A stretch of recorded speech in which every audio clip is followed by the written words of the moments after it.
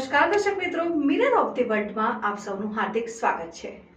ગુજરાતમાં હિન્દુ મંદિરો તોડવાના સરકારના નિર્ણય સામે આંતરરાષ્ટ્રીય હિન્દુ પરિષદ સહિત અન્ય હિન્દુ સંગઠનો દ્વારા વિરોધ સાથે કલેક્ટરને આવેદનપત્ર આપવામાં આવ્યું। રાજ્ય સરકાર દ્વારા ગુજરાતમાં કેટલાક હિન્દુ મંદિરોને દૂર કરવાના નિર્ણયનો આંતરરાષ્ટ્રીય હિન્દુ પરિષદ સહિત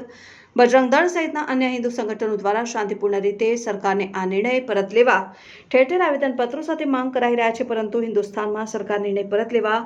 મગનું નામ ભરી પરવારી નથી રહી। બીજી તરફ 2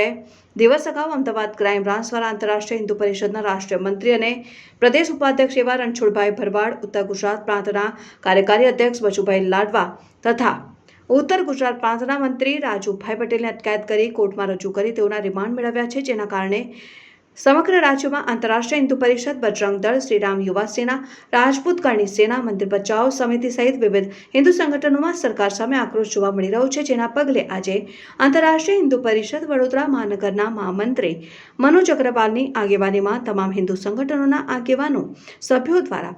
વડોદરા જિલ્લા કલેક્ટર કચેરી ખાતે સરકારને હિન્દુ મંદિરો તોડવાના નિર્ણયને વહેલી તકે પરત લેવા તથા આંતરરાષ્ટ્રીય હિન્દુ પરિષદના આગેવાનોને તાત્કાલિક છોડાવવાની માંગ સાથે આવેદનપત્ર આપ્યું હતું। ગુજરાતની અંદર જે ગુજરાત સરકાર દ્વારા પૂરા ગુજરાતની અંદર મંદિરો હટાવવા માટેની નોટિસ પાઠવી, જેના વિરોધમાં આંતરરાષ્ટ્રીય હિન્દુ પરિષદે વિરોધ કર્યો અને શાંતિપૂર્ણ રીતે વિરોધ કર્યો છે, સંવૈધાનિક રીતે વિરોધ કર્યો છે, પણ એ સરકારને પસંદ નહીં આવી હોય એટલે 2 દિવસ પહેલાં